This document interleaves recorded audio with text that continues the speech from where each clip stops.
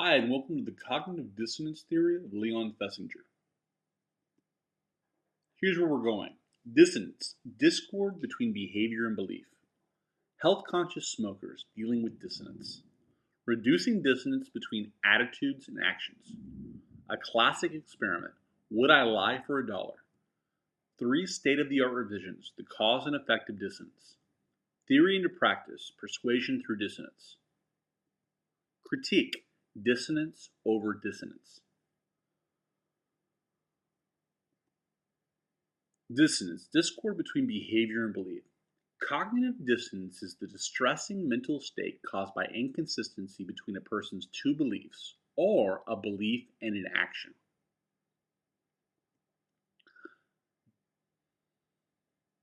The need to avoid dissonance is as basic as the need for safety or to satisfy hunger.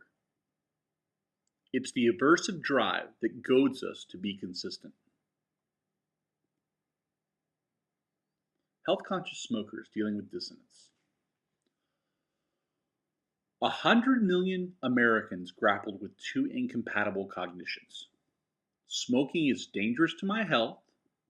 I smoke cigarettes. They used mental gymnastics to avoid dissonance. The research is sketchy. Smoking helps me relax. I'm a moderate smoker. I'm addicted. It's out of my hands. It's out of my control. Reducing dissonance between attitudes and actions. Fessinger hypothesized 3 mental mechanisms people use to ensure their actions and attitudes are in harmony. Selective exposure prevents dissonance.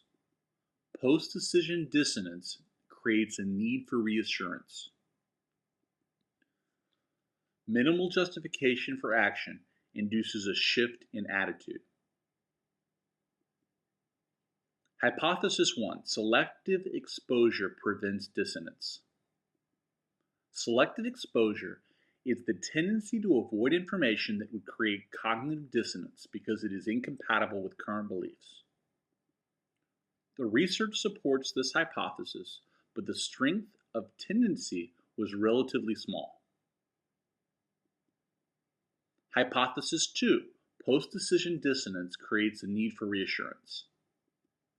Post-decision dissonance is when strong doubts are experienced after making an important close call decision that is difficult to reverse. Dissonance argued that friendship and collective rationalization of those who smoked cigars together held post-decision dissonance at bay. Hypothesis 3. Minimal justification for action induces a shift in attitude. The minimal justification hypothesis argues the best way to stimulate an attitude change in others is to offer just enough incentive to elicit counter-attitudinal behavior.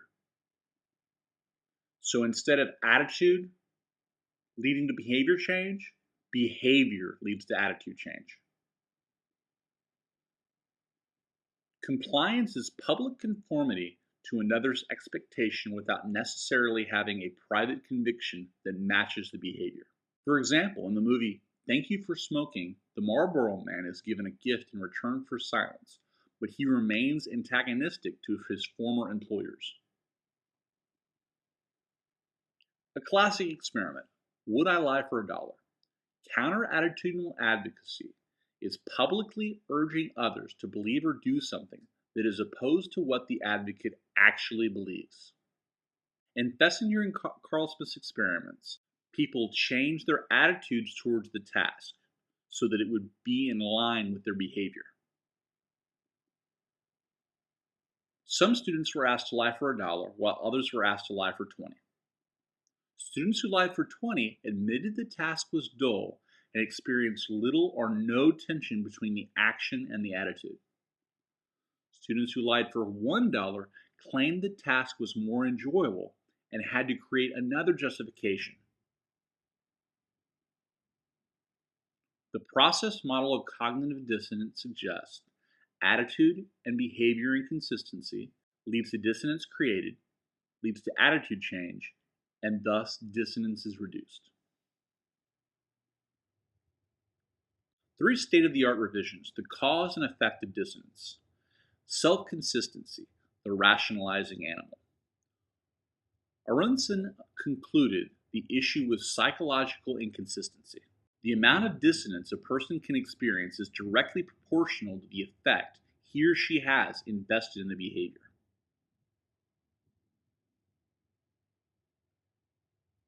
Personal responsibility for bad outcomes, the new look. Cooper argues it's the knowledge that one's actions have unnecessarily hurt another person that generates dissonance. Self-affirmation to dissipate dissonance. Steele argues that some people can call up a host of positive thoughts about themselves that blot out a concern for restoring consistency. Most people are greatly motivated to maintain an overall image of moral and adaptive adequacy. Theory into practice, persuasion through dissonance. The focus on attitude change as the end product of dissonance. Don't promise lavish benefits. Offer just enough encouragement, in other words, minimal justification, for a listener to try a new behavior.